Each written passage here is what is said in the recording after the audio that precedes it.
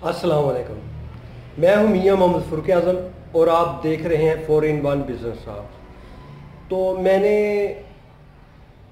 काफ़ी सारी वीडियो बनाई, मगर एक मिस्टेक थी। मैंने आपको एक मैट, टिश्यू पेपर मैट, उसके बारे में नहीं बताया कि वो इस्तेमाल कहाँ उसका होता है और वो होती किस तरह की है।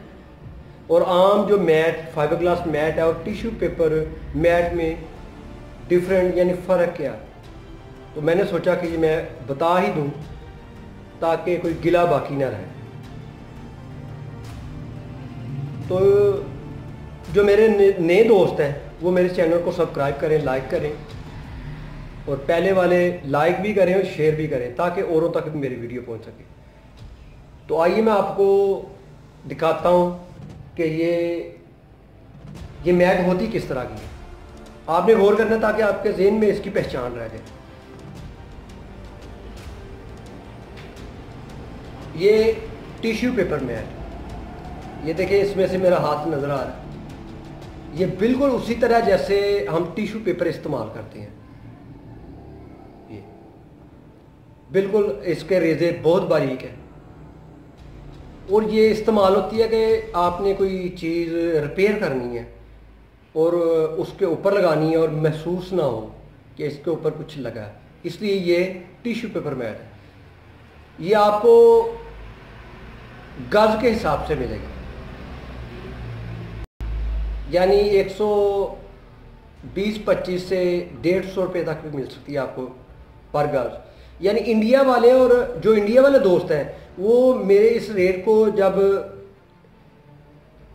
देखें तो वो ये ना समझे कि उनको इंडिया में भी ये प्राइस मिलेगा, क्योंकि हमारी करेंसी उनसे कम है। तो वो कोशिश करें कि हमारी करेंसी और डॉलर को कन्वर्ट करके उसके प्राइस निकाल सकते हैं।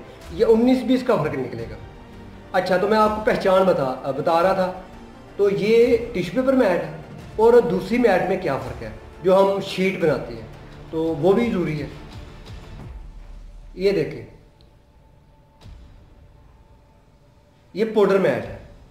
तो पाउडर मैट ये शीट के लिए इस्तेमाल होती है। ये इसके रेज़े ज़्यादा आपको नज़र आ रहे हैं, ये देखें। और ये टिश्यू पेपर मैट को गौर करें, ये दो, इसके पीछे से मेरा आपको हाथ नज़र आएगा, इसके पीछे से वैसा नहीं क्लियर नज़र आएगा। तो ये थी आज की वीडियो। तो मैंने ये भी बता दिया कि इस्तेमाल कहाँ होता है टिश्यू पेपर मैट का।